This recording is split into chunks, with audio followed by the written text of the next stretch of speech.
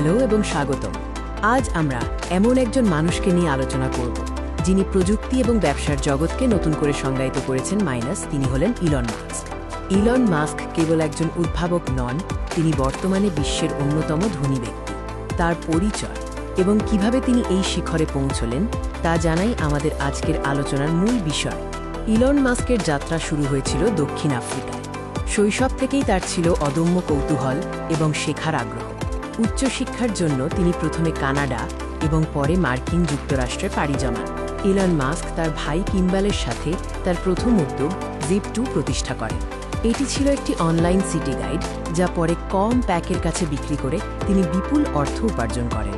পরবর্তী উদ্যোগ ছিল x.com, যা পরে পেপালে পরিণত হয়।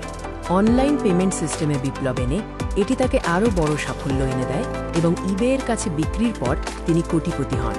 তার জীবনের সবচেয়ে বড় স্বপ্নগুলোর একটি ছিল মহাকাশ। 2002 সালে তিনি স্পেসএক্স প্রতিষ্ঠা করেন, যার লক্ষ্য ছিল মহাকাশ ভ্রমণ খরচ কমানো এবং মঙ্গল গ্রহে মানব বসতি স্থাপন করা। ইলন মাস্কের আরেকটি বিপ্লবী উদ্যোগ হল টেসলা। বৈদ্যুতিক গাড়ির বাজারে টেসলার প্রবেশ গাড়ি শিল্পকে পুরোপুরি বদলে দিয়েছে এবং এটিই তার সম্পদের প্রধান উৎস। টেসলা ও স্পেসএক্স ছাড়াও ইলন মাস্ক আরও বেশ কয়েকটি কোম্পানি প্রতিষ্ঠা করেন।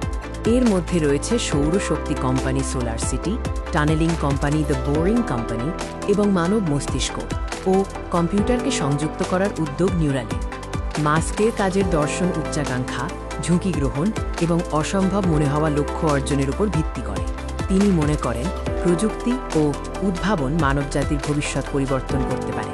টেসলা এবং স্পেসএক্সের বাজার মূল্য অবিশ্বাস্যভাবে বাড়ার কারণে ইলন মাস্কের ব্যক্তিগত সম্পদ দ্রুত বৃদ্ধি পেয়েছে।